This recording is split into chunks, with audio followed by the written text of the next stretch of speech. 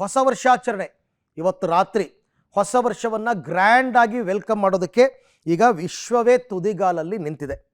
ಬೆಂಗಳೂರಿನಲ್ಲಿ ನ್ಯೂ ಇಯರ್ಗೆ count down ಕೂಡ ಶುರುವಾಗಿದೆ. ಹೊಸ ವರ್ಷದ ಸಂಭ್ರಮಕ್ಕೆ ಹೊಸ ರೂಲ್ಸನ್ನು ಜಾರಿ ಮಾಡಲಾಗಿದೆ. ಪೊಲೀಸರು ಜಾರಿ ಮಾಡಿರುವ ರೂಲ್ಸನ್ನು ಮೀರಿದ್ರೆ ಶಾಕ್ ತಪ್ಪಿದ್ದಲ್ಲ, ದಂಡದ ಜೊತೆಗೆ ಕೇಸ್ ಕೂಡ ಫಿಕ್ಸ್ ಆಗುತ್ತೆ. ನಿಮಗೆ ಅನುಕೂಲ ಮಾಡಿಕೊಟ್ಟಿದ್ದಾರೆ, ಎಲ್ಲ ರೀತಿಯಲ್ಲೂ ಸೆಲೆಬ್ರೇಟ್ ಮಾಡಿ.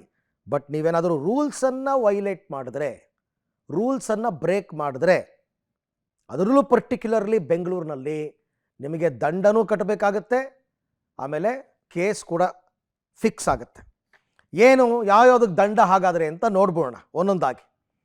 ನೋಡಿ, ಕುಡಿದು ಡ್ರೈವಿಂಗ್ ಮಾಡಿದ್ರೆ ದಂಡ ಫಿಕ್ಸ್. ಅದು ಇವತ್ತಿಗೂ ಅಂತಲೇ ಅಲ್ಲ, ಯಾವತ್ತಿಗೂ ಇದ್ದೇ ಇದೆ. ಇದು ಡ್ರಿಂಕ್ ಆ್ಯಂಡ್ ಡ್ರೈವ್ ಮಾಡೋಕ್ಕೆ ಹೋಗಬೇಡಿ ಯಾವುದೇ ಕಾರಣಕ್ಕೂ.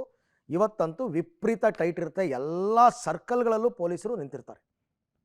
ಕುಡಿದು ಡ್ರೈವಿಂಗ್ ಮಾಡಿದ್ರೆ ದಂಡ ಫಿಕ್ಸು. ವೀಲಿಂಗು ಕೆಲವು ಪುಂಡರು ಮಾಡೋ ಕೆಲಸ ಇದು. ಈ ಥರ ವೀಲಿಂಗ್ ಮಾಡ್ತೀನಿ ಅಂತ ಹೊರಟ್ರೆ ಅದಕ್ಕೂ ಕೂಡ ದಂಡ ಫಿಕ್ಸ್. ಅನುಚಿತವಾಗಿ ವರ್ತಿಸಿದರೆ, ನೀವು ಕುಡಿದುಬಿಟ್ಟು ಯಾವುದೋ ಹುಡುಗಿಗೆ ರೇಗಿಸ್ಬಿಡೋದು, ಯಾವುದೋ ಹುಡುಗನಿಗೆ ಹೊಡೆದ್ಬಿಡೋದು, ಈ ಥರ ಅನುಚಿತ ವರ್ತನೆ ಮಾಡಿದ್ರೆ ಅದಕ್ಕೂ ಕೇಸ್ ಫಿಕ್ಸ್. ಮಹಿಳೆಯರಿಗೆ ಕಿರಿಕಿರಿ ಮಾಡಿದ್ರೆ ಅದಕ್ಕೂ ಕೂಡ ಕೇಸ್ ಫಿಕ್ಸ್.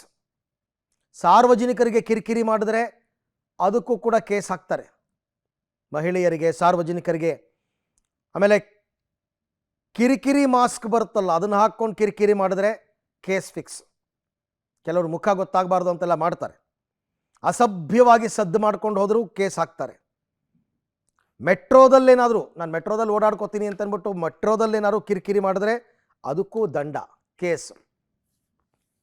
ಅಂದರೆ ನೀವು ಹೊಸ ವರ್ಷಾಚರಣೆಯನ್ನು ಸೆಲೆಬ್ರೇಟ್ ಮಾಡಿ, ಖುಷಿ ಪಡಿ, ಸ್ನೇಹಿತರ ಜೊತೆ, ಕುಟುಂಬಸ್ಥರ ಜೊತೆ.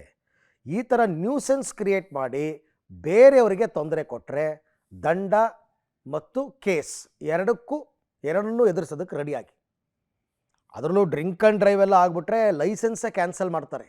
ನಿಮ್ಮ ಡ್ರೈವಿಂಗ್ ಲೈಸೆನ್ಸನ್ನು 25,000 ರೂಪಾಯಿ ತನಕ ದಂಡ ಹಾಕ್ತಾರೆ.